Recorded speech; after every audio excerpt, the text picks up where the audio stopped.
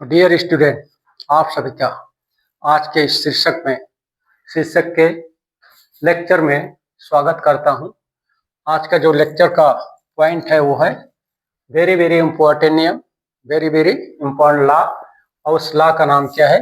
Henry का नियम। इस नियम का संबंध किसी विलेय किस रूप में है? गैस के रूप में। किसी गैस का किसी विलयन में विलेयता क्या होगी, उसके बारे में इसका संबंध है। तो हेनरी का नियम क्या कहता है या हेनरी नियम क्या है, इसके बारे में पहले समझते हैं। किसी स्थिर ताप पर, मतलब जो ताप रहेगा वो क्या रहेगा? कांस्टेंट रहेगा। स्थिर ताप पर गैस की किसी विलयन में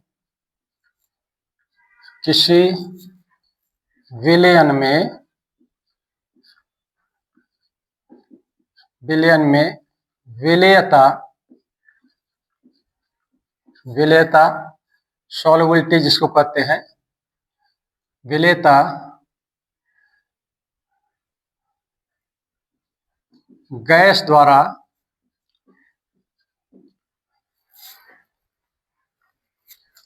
विलेयता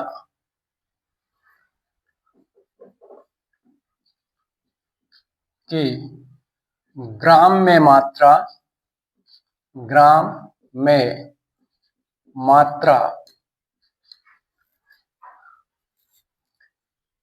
गैस द्वारा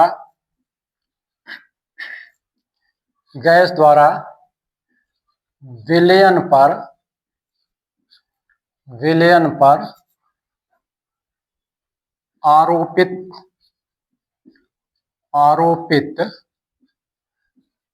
दाब, मतलब गैस का दाब, गैसीय दाब, गैस के द्वारा डाला गया विलयन पे दाब के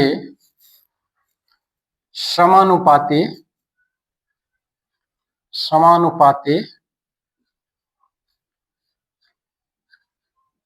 होता है।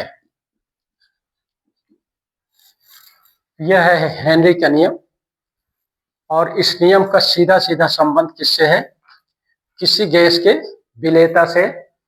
किसी द्रव में जब कोई गैस विलय होती है तो इसकी कितनी विलेयता होगी उस गैस की, इस नियम के द्वारा डिटरमाइन किया जाता है डियर स्टूडेंट। और इसमें ताप को स्थिर रखा जाता है। स्थिर ताप पर ही किसी गैस की विलेयता किसी द्रव में आकलन की जाती है। तो इस तरह से जो गैस की घुलित मात्रा है ग्राम में, वो उस गैस द्वारा उस विलयन पे डाले गए दाब के समानुपाती होता है। गणितीय रूप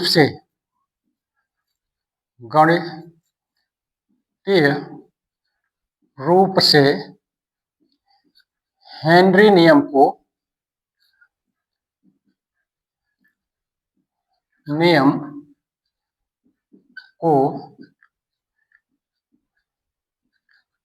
निम्न रूप से परिभाषित किया जाता है।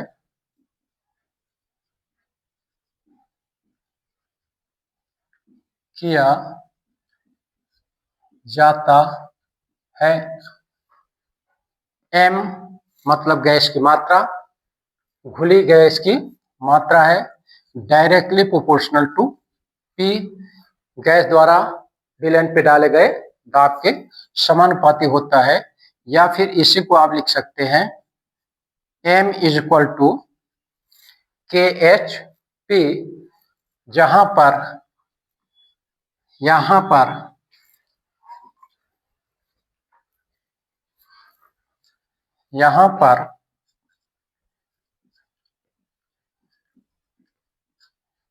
m को क्या बोला जाता है? गैस की द्रव में घुली मात्रा, वो भी ग्राम में या मिलीग्राम में। सेकंड चीज, दूसरा क्या है यहाँ पर, KH को बोला जाता है हेनरी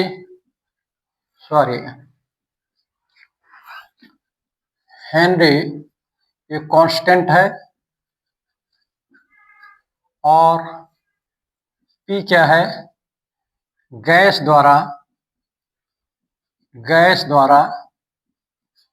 द्रव पर आरोपित दाब है।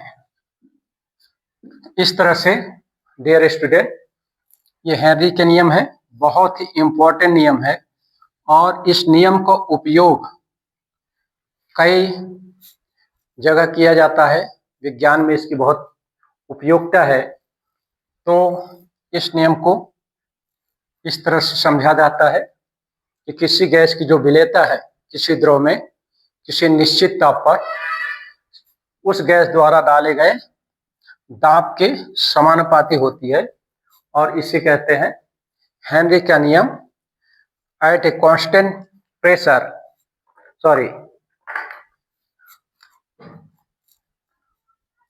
at a constant temperature,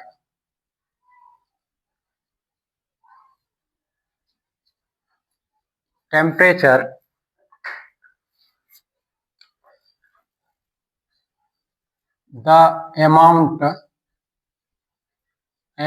of gas in gram,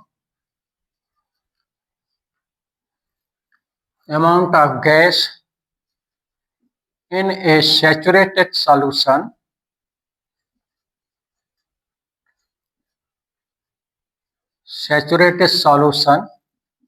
is directly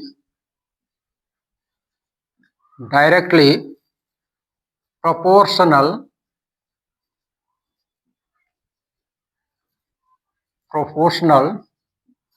to the acted pressure of gas on liquid। तो इस तरह से हेनरी का नियम है डियर स्टूडेंट। मुझे आशा है कि आप हेनरी के नियम का कॉन्सेप्ट समझ गए होंगे। तो नेक्स्ट वीडियो में इससे संबंधित जो या इसके जो उपयोगिता है, हेनरी नियम की उपयोगिता कहाँ कहाँ होती है, कहाँ कहाँ किया जाता है इस नियम का उपयोग, उसके बारे में मैं आप सभी को डिस्कस करूंगा, एक्सप्लेन करूंगा नेक्स्ट वीडियो में। धन्यवाद।